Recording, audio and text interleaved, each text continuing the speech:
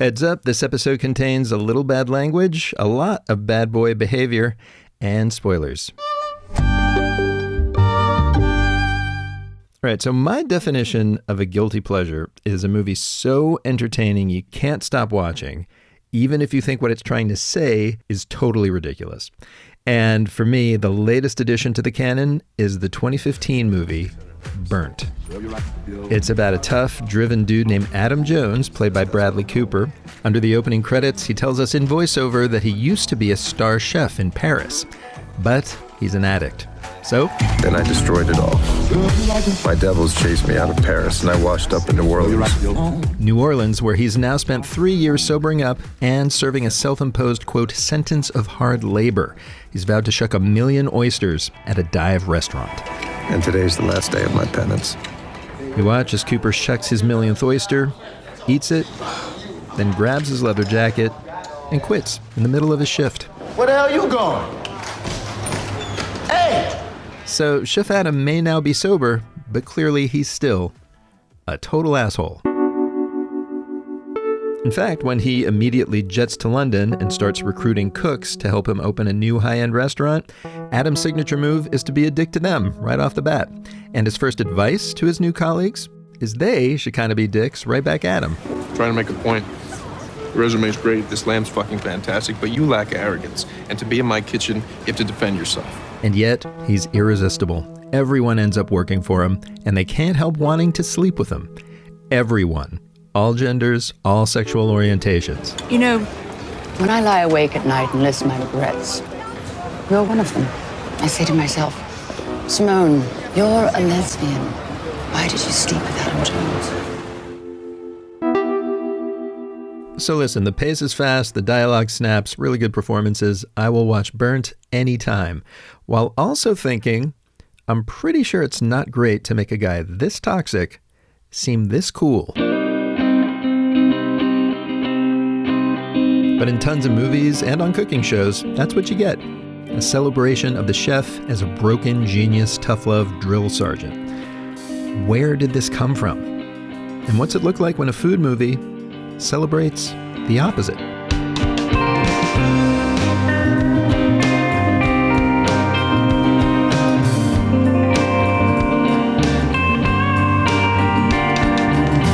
I'm Rico Galliano. Welcome back to the MUBI Podcast. MUBI's the global film company that champions great cinema. On this show, we tell you the stories behind great cinema. We are in the middle of season 10. We're calling it A Feast for the Eyes. Just in time for your holiday dinners, we are digging into how and why so many filmmakers obsess over food in their films, or in this case, over the people who make it. I think restaurant kitchens really attract a certain type of person and allows for you to be a certain way in a professional setting that like no other job would allow. That is food writer Alison Roman. She was a columnist for the New York Times and now presides over a food culture empire that includes a grocery store and a new best-selling cookbook called Something from Nothing. But most germane to our needs today, she spent her early 20s cooking in high-end kitchens. So I talked to her about great movie chefs and why her favorite does not give burnt vibes. Most food content now that we see is like fast-paced, super cut, loud chopping sounds. Like it's like very chaotic. And this movie was like taking a Xanax in the best way. We savor the gentle simmer of the 2023 Cannes winner, The Taste of Things. But first, I asked Alison to give me her first sense memory of her restaurant days. It was honestly totally exhilarating. It was like, I don't know. I don't know how else to describe it. It was like addictive. It was sort of like a real adrenaline high. I knew that I wanted to do it. I knew that I wanted to be there. I was like, oh, this is my career. This is my path. It was scary and very unknown. I mean, I had never done it before or anything like it before, but it was something that I was very, very interested in. What was so addictive about it? Because I hear this a lot. I mean, like one thing that I hear a lot, for instance, is that you go into, what it's called a flow state, where you're just almost like working on automatic and it can be exhilarating. But you tell me. Yeah, I also just think it was like, a room full of people that were really into what they were doing. And there was like a mission and they were on the mission. And it's sort of like not unlike what I imagine like a Broadway performance to be, where there's just like, you got to get through the night and then you do it all over again the next night. The show must go on. Yeah. It's like short bursts of really intense energy and physical exertion and focus and effort. And then it's all over. It's like a very interesting sort of wave to ride. Why did you leave? It sounds like it was your calling for a while. It was, but anyone who's worked in a restaurant will tell you it's just like the physical demand is high. The pay is extremely low. The hours are very long. Yep. And I knew that I didn't want to own my own restaurant, and I knew that I didn't want to work for somebody else at their restaurant. So that left me with the option to leave. I think it was great for a time. I was 19 and I left restaurants when I was 25, maybe even later, 26. It was quite a run. And I think that it's a young person's game for sure. I think it's very difficult. I mean, I couldn't imagine doing it now at this age. Oh man, or economically, it's even harder. Yeah. Let's talk about the standard portrayal of chefs on screen, which kind of jibes in a lot of ways with what you've just been talking about. But if I were to ask you to paint like the typical portrait, what would it be? What do you think the kind of like stereotypical portrait of a chef might be? A man. Nah. And mean, intelligent, a creative genius. Sort of like a complex character. I think it's like very easy to just default to The Bear because that's like a hugely successful show that happens to involve a chef. But I have to admit, watching it for the first time, I was like, this guy does remind me of a lot of people I worked with. Oh, really? Because the thing that's interesting about The Bear is that it's true. It's all those things. This intense genius who's like, kind of brooding. But in a way, The Bear is about trying to get past that, I feel like. Like from the very beginning, the head chef, Carmy, specifically doesn't want to create that kind of toxic kitchen environment, but it just keeps happening. Pars all day. Sid. Salads, count. 25 all day, chef. 25, thank you. Grill pars. Tina, chicken. 32 all day, chef. 32, thank you. Ibra, beef all day? Yo, 100, Ibra, chef. 100, thank you. Richie, go fuck yourself. 69 all day, chef. And Marcus, cakes all day? Give me a sec. Nope, faster, how many? I'm a little behind, I'm gonna catch up. Marcus, if you're still fucking with those donuts right now, I'm gonna fuck your day up, you hear me? Yeah, I think restaurant kitchens really attract a certain type of person that is like attracted to that lifestyle. And it's hard and unconventional and allows for you to be a certain way in a professional setting that like no other job would allow. It's true. I mean, the way that I would put it, it's like there's so many films, it's like an intense genius and their biggest fault is demanding a level of excellence that only he is willing to sacrifice everything to have, to the detriment of his health and his money and his sanity and his relationships. And I feel like usually these movies, the journey of the chef is to correct that fault.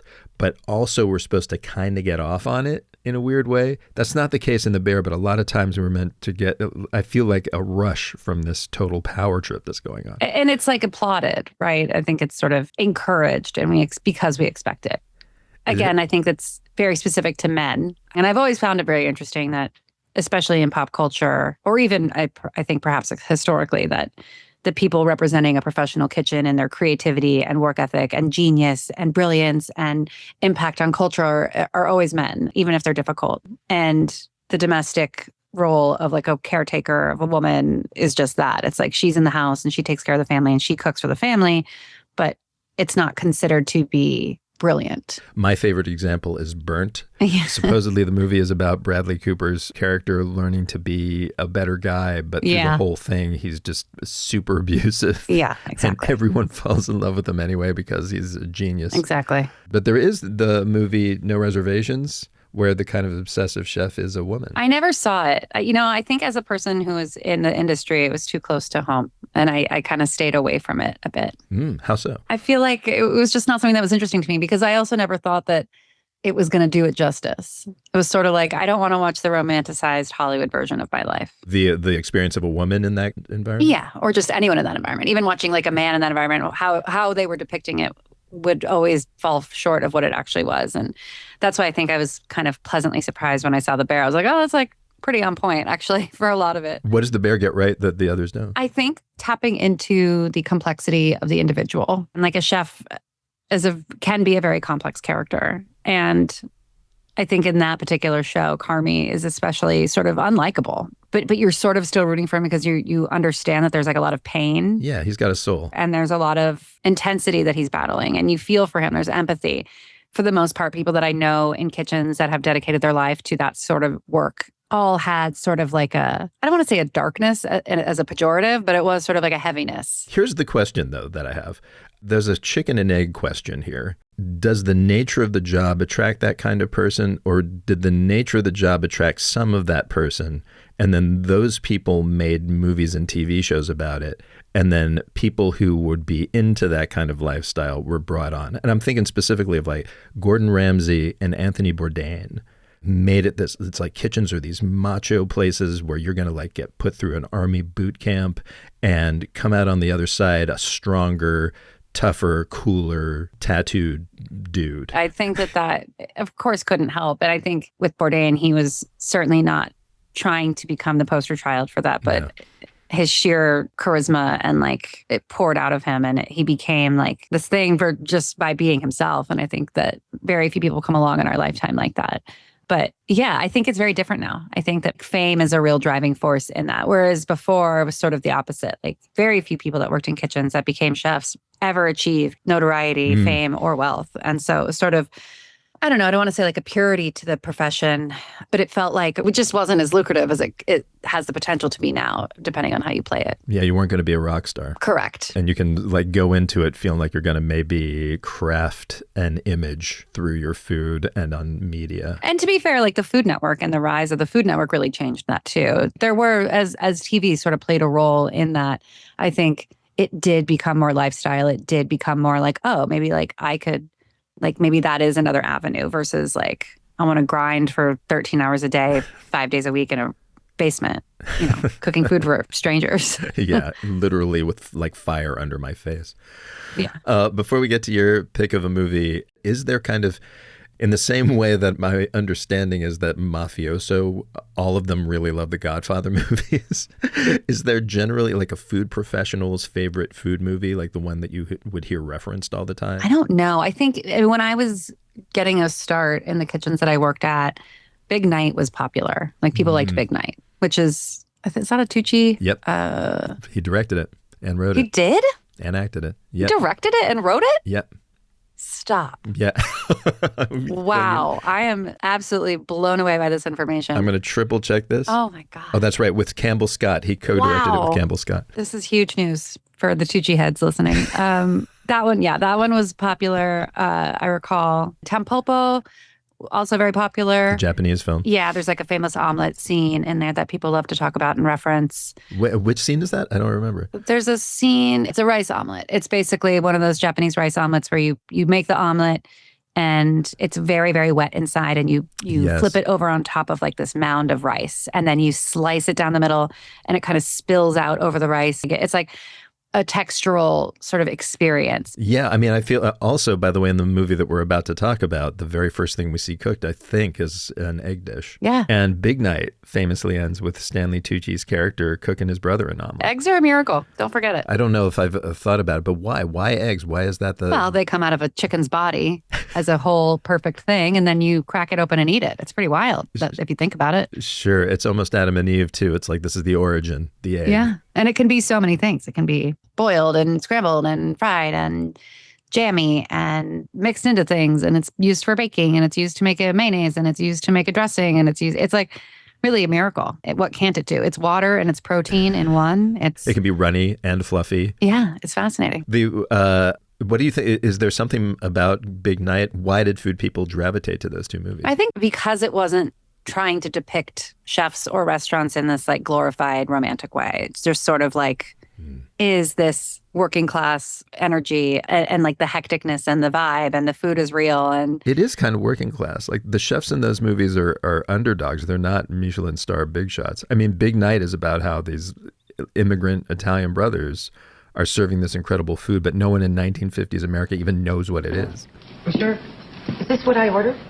Yes, that is a risotto. It's a special recipe that my brother and I bring from Italy. It's delicious, I promise. It took so long, I thought you went all the way back to Italy again. Yes, I know. And much like The Bear, like even if you're not into food, you can appreciate the film. So that helps as well. I remember when that movie came out, by the way, before it was opening night, I think. And there was so much anticipation for it that I remember going, like cooking a big pasta meal for my friends. Because I was like, if we watch this, we're going to be hungry. So let's not be hungry when we go to that movie. Were you, I don't know if you were even, watching movies at that era. I'm older than you. Yeah. I was not, unfortunately, but I have some catching up to do. All right, let's move on to the movie that you wanted to talk about, The Taste of Things. Let's just set it up. It's about a chef in late 1800s France named Eugénie, played by Juliette Binoche. And she works in the country estate of a guy who is some kind of famous gourmet. It's a little unclear to me who the man is. He's a professional or was a professional. Yeah, maybe he could be a chef himself or a food writer. And Eugénie lives in his estate. Yeah. She's the cook of the household. So when he has these people over, obviously a group of men to discuss the world, food, cooking, she is the one who cooks for them. And so it's sort of known as like this house where all the food is going to be remarkable. And they make the menus together. And sort of through this, you see that there's also like a romantic connection here. Yeah, they've been, I guess dating isn't the right term. They've been a couple for apparently a very long time, like decades, potentially. But never married. Never married. In fact, early on, he proposes to her. Je vous le demande encore, Eugénie. Marions-nous. And she's basically like, why would we do that? Combien de fois encore allez-vous me poser cette question? But when you see them cook for each other and with each other, you can tell there's this connection that is so intense and respectful that marriage is almost beside the point. I have a confession to make as well about this movie. Which is? I watched it without the sound. There's subtitles, but I watched it without the sound. What? For the first half, because I was on an airplane and my child was sleeping on me and I couldn't access the headphones. But I was so wrapped and I understood everything. I understood exactly what was happening. The acting is so superlative. And because it's in French, I could read all the subtitles. It was phenomenal.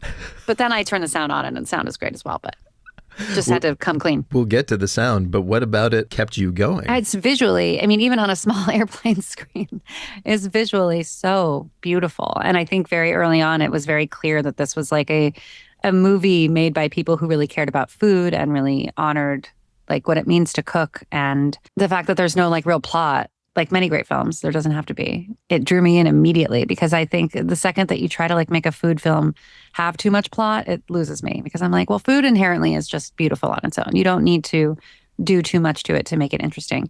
And this movie really gets that. It understands that. It understands also like the connectivity between heart and soul and food and cooking and care and intimacy. I could tell all of that without the sound. It's actually, as you're saying this, I'm thinking back to those other two movies, Tampopo and Big Night. They also have either extremely simple plots or very fragmented plots. Tampopo is actually a bunch of little vignettes, and Big Night is got a very simple plot. Yeah. It's really more about the sensory nature of things. It's like, wow, you may have really hit on something. The way to make a great food movie is like... Let it do its thing, like let it speak for itself. You know, as a person who's tried to make a TV show about food for at least 7 years now, I'm always fighting for just like letting the cooking and the food be the thing. And everyone's always like, but what's the hook and what's the thing and what are we doing and like who's the guest? And I'm like, it doesn't need all the hats on the hat because cooking and food and the act of doing it in a professionally and like when you're doing something well, that is joyful and that is compelling. Those other two films do that well. Like the rice omelet in Tampopo is an expertly made, beautiful omelet. It is like a masterclass. That there doesn't need to be a why or a how, or like you're seeing the tenderness in that moment. You're seeing the level of care. There's like mischief. There's like a sneakiness to it. Like it's late at night. We're doing something maybe we shouldn't be doing. There's all these layers. Yeah, it's in a way, I was going to ask why food and cinema are so kind of inextricably tied together. I mean, we're not the first people on earth to think about doing a season or a series about film and food. And the reason may be because of what you're talking about. There's something inherent in the act of making food that is just cinematic. I think it is. I really do. It's almost like watching a magic trick, I guess. You don't necessarily need a plot to appreciate a magic trick. It's like a miracle happening in front of your eyes. That's right. But that's not the only trick The Taste of Things pulls off. Like the revolutionary sexual politics it gets across, almost without saying a word. That's coming up in just a minute. Stay with us. All right, everybody. MUBI is the global film company that champions great cinema, bringing it to you wherever you are in as many ways as we possibly can. We stream movies, we produce them, we release them in theaters, movies from any country, from legendary auteurs or brilliant first-timers. We've always got something new for you to discover.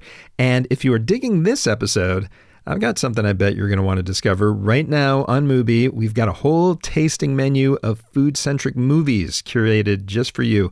We're calling the collection Let's Eat, and it runs the gamut from movies where food is a declaration of love to movies where it is a potential murder weapon. A great example of the latter category would be Paul Thomas Anderson's Phantom Thread, maybe his most beautiful movie about the codependent relationship between a couture superstar and the waitress he takes as a muse in 1950s England. This is my wife and I's favorite PTA movie. It might be because we saw it on our honeymoon, although I don't know if I'd recommend that to every couple. And also in a few countries, we've also got The Taste of Things, the movie you're about to hear me and Alison talk a lot more about. So I won't get too deep into it here. Suffice to say, Tran Anh-hun won the Best Director prize for it at Cannes. And it is romantic and sensual and sad, and it might be the perfect date movie as long as you're pretty sure you want to be with your date for the rest of your life. Again, that collection is called Let's Eat. I should say the movies in there will be a little different depending on what country you're in, but I guarantee you will find them tasty.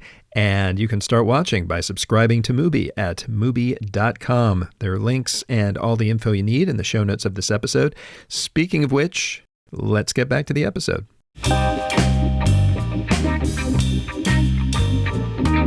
So The Taste of Things is a quiet movie that still manages to be full of kind of epic cinematic flexes.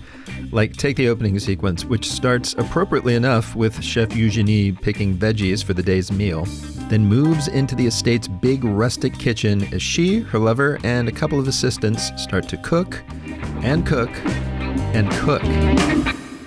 I was watching it online, so I was able to actually just look at the timer. The opening scene is basically, it's 17 straight minutes of cooking, plus a little vegetable picking, and then 15 more minutes of dining. This is a 2-hour movie. The first quarter of the movie is incredible. One meal with not that much dialogue. It's so good. Do you remember what you were thinking during that opening? There's a moment when I was like, are we gonna figure out what's going on here? No, I didn't care. I was like, oh wow, this is the best thing I've ever seen. It was like, oh, I'm just watching really, really good. I'm watching people cook in a beautiful kitchen, and they're cooking things that I wouldn't necessarily cook. It's fancier, it's Frencher, it's fussier, it's 100 years ago. And I was supremely entertained. The fact that there was no dialogue, I was like, this is absolutely incredible. Yeah, even when it cuts to the dining room and it's like these gentlemen who are really into food and are eating, they're so about the food they don't even speak for a lot of it. And you understand exactly what's happening. Like the synopsis that I just gave, which was probably poorly said, is in the first 15, 20 minutes of the movie.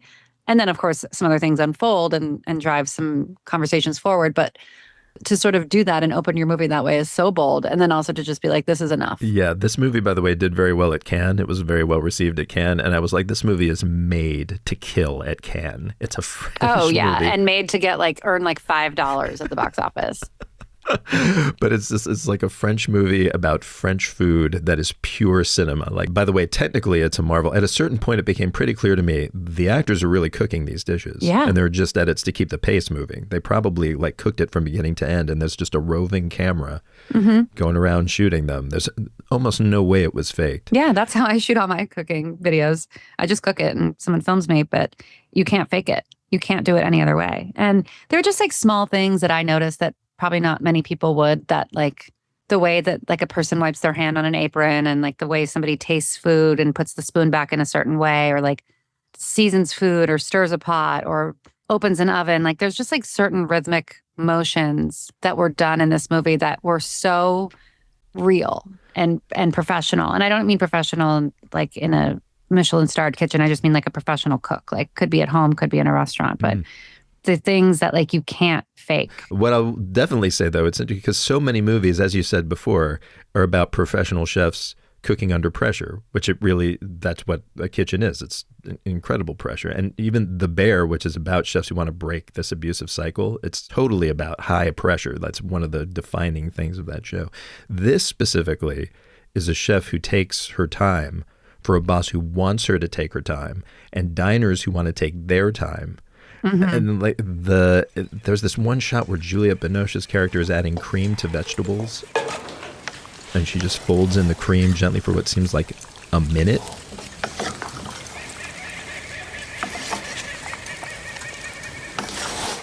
Is this maybe one of the things that attracts us, is that it's calm in a world where there is none of it? Yeah, I think that could be part of it. I think that it's also just, it's meditative. And I think that most food content now that we see is like fast-paced, super cut, loud chopping sounds. Like it's like very chaotic and not at all relaxing to me anyway. And this movie was like taking a Xanax in the best way. Instead of people shouting at each other, it's just the sound of birds and insects chirping outside the window. Yeah, it was really, really just like, wow, this is the life that I want to live. This is the life that I want to lead for sure. So I want to talk a little bit about Juliette Binoche's character. There's one scene early on where she's talking about where she learned to cook. And she actually specifically mentions that her dad was a famous pastry chef in Paris. But then she says she actually learned more from her mother because he, the dad, was too impatient, quote unquote. And it's almost like her character and her lover's approach to cooking is specifically the flip side of what you were talking about before, this male-dominated kind of macho cooking. Is there a reading of this where it's a feminist film? Absolutely. I think so, especially because she's sort of like, to call her like the lady of the house is a little reductive. I think she's sort of the person of the house and everyone knows it, you know, even in this like extremely male-dominated era where women were not really allowed to do much, seen, not heard. Or heard, not seen, seen, not heard, seen, not or heard. Whatever. not welcome in many spaces physically. And even everybody at the table is like, where is she? Like, I want to hang out with her. Like, she's the one that we want to talk to. She's the one who should be dining with us. Like, she's the genius. She's the brilliant person here. I think that sort of made things feel a little bit more special as well. And also just like sort of rejecting the idea that like women were victimized. In this story, she wasn't. It wasn't sort of like this traditional plot where like perhaps she was like relegated or glory was stolen by a man or whatever. Like it didn't do any of that. And I really liked that. I liked that it was sort of letting her be powerful without apology. There's something this movie shares, by the way, with another movie that we're covering this season, which is Ratatouille. Oh, I love Ratatouille, obviously. Who doesn't? I just watched it also without sound on a plane pretty recently. Well, like a quarter of it, but... Well, you have a kid now, so you're going to be watching it basically weekly for the rest of your next decade or so. Exactly. But they share these heroes, chefs, who have this elevated palate and access to the most exquisite food. And they want to create somehow an ideal version of the humblest dish possible. That's their goal. And in this case, it's pot au feu, which is basically boiled beef and veggies. The same thing happens in The Menu, the horror thriller, The Menu, where the main there's a molecular chef, but he takes his biggest pleasure making a cheeseburger. What is up with that? I don't know. I mean, not to bring it back to my book, but I did just write a book called Something from Nothing. And that is sort of the ethos there of sometimes the best things are the simplest and show the most restraint and are the most elegant. You know, I think it's really easy to make an exquisite meal with all of the money and resources and equipment and ingredients and time. But what if you strip it way down and you give somebody a couple beef bones and a turnip or whatever? You know, like what can you do with that? Can you make something really exquisite? And I think that is, to me, in this movie, more so than The Menu, is sort of like the argument that the mark of a real chef is to reconnect with simplicity and elevate that and sort of make you forget about like smoke and mirrors and the hat on a hat and the glitz and the glamour. You know, it's sort of like, oh, wow, like this is the most wonderful thing. And it is simply beef and vegetables and boiled. And like in the wrong hands, that's terrible. That's a terrible meal. Yeah. I mean, it happens in Big Night too. The thing is building, the whole plot is building to this insane stunt entree, the timbale. Timbale, yeah. And then at the end, it's just one shot of a guy making an omelet. Yeah. It strips it all down. But here's the other thing, and I'll tell you why I was thinking of this in a second. First, I'll pose the question. Is there maybe also a little bit of like guilt for the excesses of being a gourmet? In these movies, it's kind of like, maybe this is too much. We can also just cook an egg and appreciate it. I don't know. I think it's definitely more of a flex. I think it's definitely more of like I can do something with very little. Because to me, that's like the most powerful thing that you can say. That's the magic trick. Because the flip side and why he chooses to make the pot au feu is because the chef before him, you know, the tasting menu was like this like 9-hour tasting menu with like the most exquisite pheasants and partridges and fats and beasts and cheeses and, you know, techniques. And yeah, because you're a prince or you're this or you're that and you have all the resources and you can do a lot with that. And that is impressive, but that does feel sort of showy and wasteful and gluttonous. And like, is it that impressive? That just seems like a show of money. Yeah. Or a show of time or a show of whatever. But to do something simple, demure, and elegant is, I think, like a real flex of talent and maturity. Yeah, the scene you're talking about, by the way, for those who haven't seen the movie, it's very specifically he goes to a prince's house and the prince is going to have a meal cooked for him, this famous gourmand. And he just comes out with this menu. It takes like 5 minutes for the chef to read what the menu is going to be. It's insane. Mm-hmm. But here's the thing that became, the reason why I brought this up is because there's a scene, and I don't know if you remember this or even like registered it, because it's actually a pretty short scene in this movie. It's the ortolan scene. I do. Okay. Do you want to describe this for people who haven't? Well, I'll describe what ortolan is, I guess, first. It's a bird.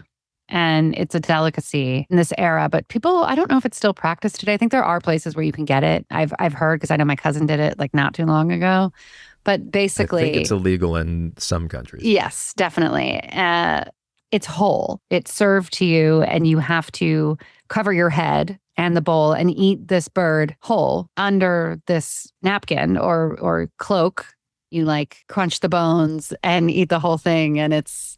What is the reason they say it in the film? It's like some guy. It's either I've read several reasons why they eat it under the cloth. One is that you don't want to watch your fellow diners eat this thing whole because it's horrifying, because it's like bones and all. And the other is supposedly to get the aromas. Yes. And then somebody once said, and this is like, I don't know if it's apocryphal or whatever, but it's so that you hide yourself from the eyes of God. So that's what I was going to say. Hide yourself in the eyes of God. They say that in the film, I believe. Yeah, it's insane. By the way, they're songbirds that are raised, and they talk about this in the movie too. They're gorged. It's almost like foie gras. Mm-hmm. They're gorged until they're twice their size. And then this I had to look up. I don't think it's mentioned in the movie. They are drowned in Armagnac because we have to make this as brutal as possible, apparently. And delicious. No, I'm just kidding. Served.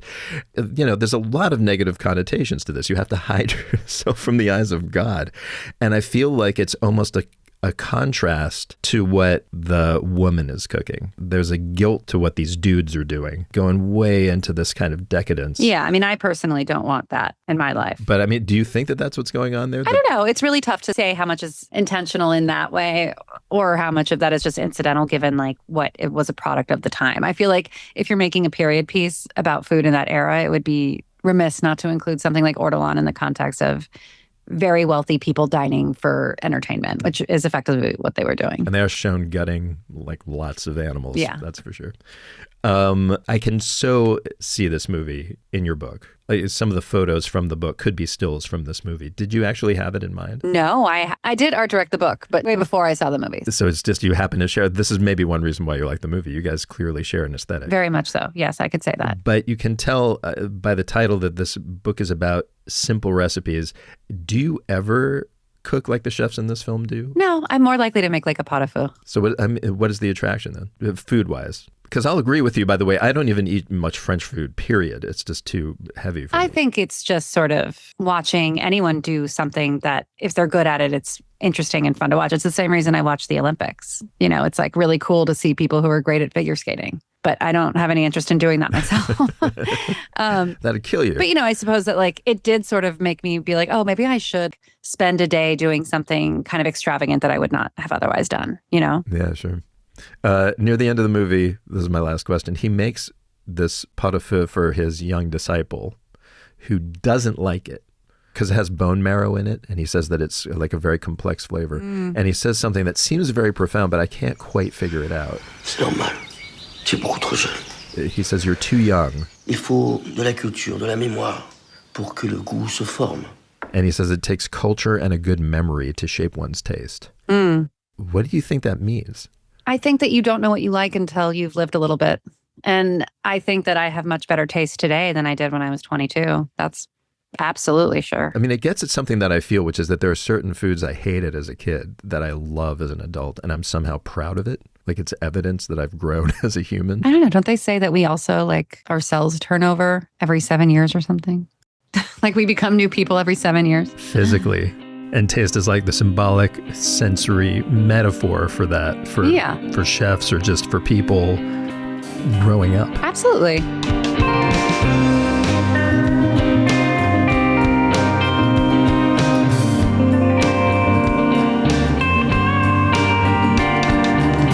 There you you have it, the MUBI Podcast for this week. Follow us to fill up on more stories about food and film. Next week, the tale of a guy who took action movie style. I've been obsessed with slow motion. When I went to USC, I wanted to make The Matrix. And used it to shoot pieces of raw fish.